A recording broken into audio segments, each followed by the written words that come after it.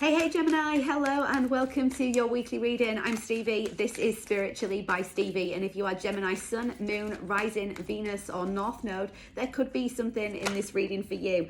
This is a weekly reading, so it's valid from today, November the 24th, right the way through until December the 1st. So Gemini, let's get you some cards and we'll see what the universe needs you to know right now. We'll do 2 more shuffles. Okay, we're done. Gemini, you're really being urged to take a risk this week. Your higher self is definitely guiding you towards something. It feels like there's some kind of divine intervention happening at the moment, and you're really being asked to be creative, allow your imagination to soar, think that anything is possible instead of impossible, because you know, if you break the word down, it says I'm possible anyway. You're really needing to have just a little bit more faith in yourself as you move towards whatever this is, because we've got victory on the bottom of the deck with the shadow card underneath that. So I do feel like there is something in your shadow side at the moment that is holding you back from taking this risk. What's going on, Gemini? Are you afraid of success, or are you afraid that you might fall flat on your face?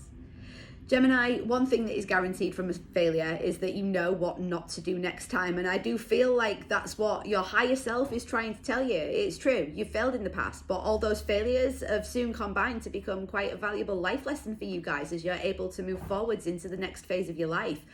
And with this risk card being here, I mean, look, it is risky jumping on a trapeze, but it's exhilarating. And this is like you needing to do things more often on a more regular, more continuous basis that scare you just a little bit, because if you don't push yourself and you don't stretch your boundaries, then you're never going to realize what you're truly actually capable of. So let's get some wisdom of the oracle cards for you guys, and then we'll jump into some tarot. Something's really weighing heavy on your mind at the moment, Gemini. It's almost like you've maybe got sick of waiting for something, or you're fed up of you trying to put yourself out there, but there's definitely some kind of negative self-talk attached to this situation. I do feel like what you're wanting is to move into this happiness, but why are you not putting yourself first? There's a sense of you not wanting to do the things that you're being guided to do at the moment, and you are stuck at a crossroads. This is going to be something that works out amazing for you. I mean, happy and serendipity. You can't even make that up, but this just feels like it's been a constant slog to get you out of this can I do it, can't I do it kind of mindset. And the advice here would be to make a clear decision about what it is that you're wanting to happen next, and then move towards it. Even if you're taking baby steps towards it, taking 1 step is better than taking no steps. Because when we don't take any steps, we stay stuck and we end up being stagnant. And life is all about flowing. The tide flows and ebbs. The moon has phases and cycles. You need to take that into consideration. So Gemini, please bear in mind this week that if the universe is pushing for you to end some kind of cycle so that you can jump into the next one, it's making that happen because there is something better for you. And all you're being asked is to make energetic space for this new stuff, to allow this happiness, this lucky cycle to begin in your life. I mean, again, we had the victory card at the bottom of this deck as well. So you're waiting for it, but there's a sense of you not wanting to jump. I mean, literally, we've got risk and then poise came out in reverse. And it's not often that I read this deck in reverse, but it's like part of you is saying yes and part of you is saying no. And it's fucking crunch time, Gemini. So let's get some tarot and we'll see what else there is that you need to know for the coming week ahead. The first card out is the Lovers. I mean, the Lovers is the card of choice, ultimately.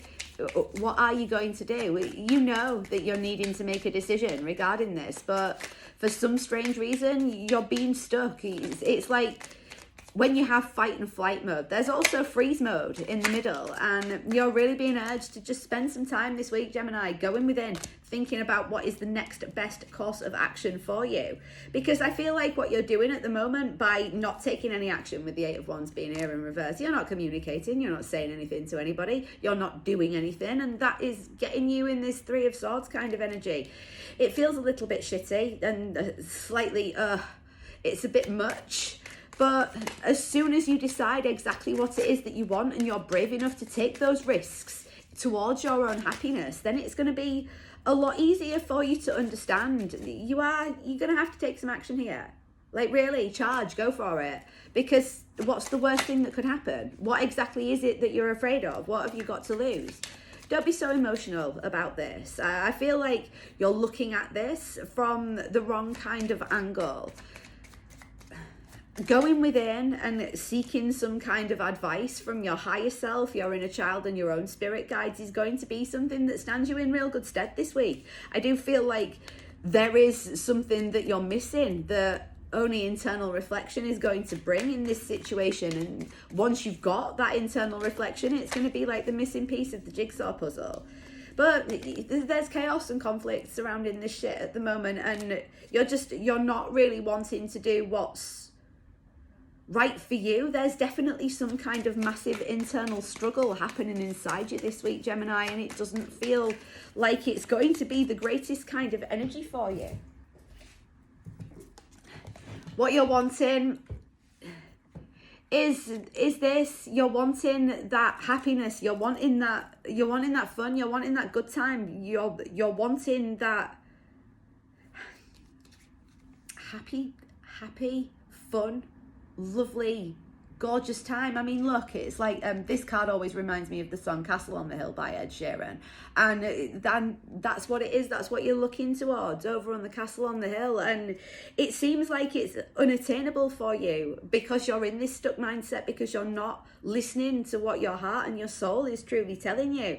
I mean, we've got the Knight of Swords on the bottom of the deck as well, so that's 2 knights now, both quite fast moving knights as well. I mean, the Knight of Swords is the fastest. He's like, charge, let's fucking go, let's do this.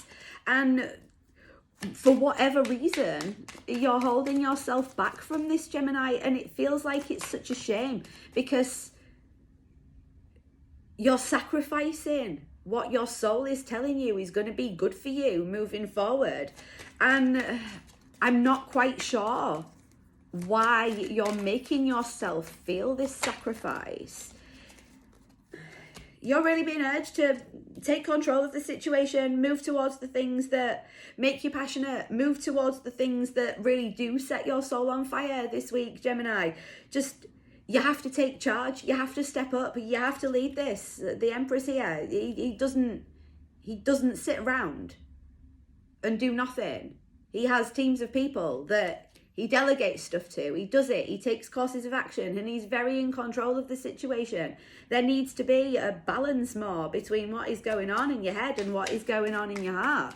And I feel like, especially with the Emperor being here with the Queen of Cups, that to me is just like a battle between your head and your heart and your soul and your ego. Which one are you going to let win? Because remember, Gemini, your ego will keep you in uncomfortable situations just because its whole purpose is to make you feel comfortable. Even if it's making you stick around in a situation that's not necessarily good for you, it's comfortable there. So why would you make that change? Why would you change everything? And that's what you're really being urged to do.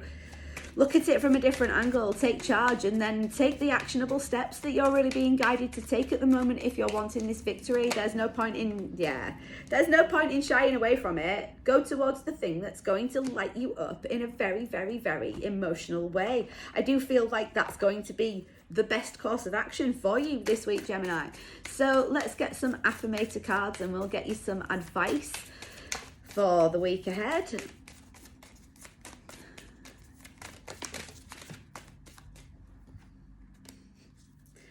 Oh, you can't even make this up. Gemini, we have the story of my life. The card says, as I tell myself the story of what's happening in my life, I choose to make it the kind of story where even though the tough parts have a sort of inner beauty, it's ultimately a happy story where every character, no matter how wicked, is doing their best.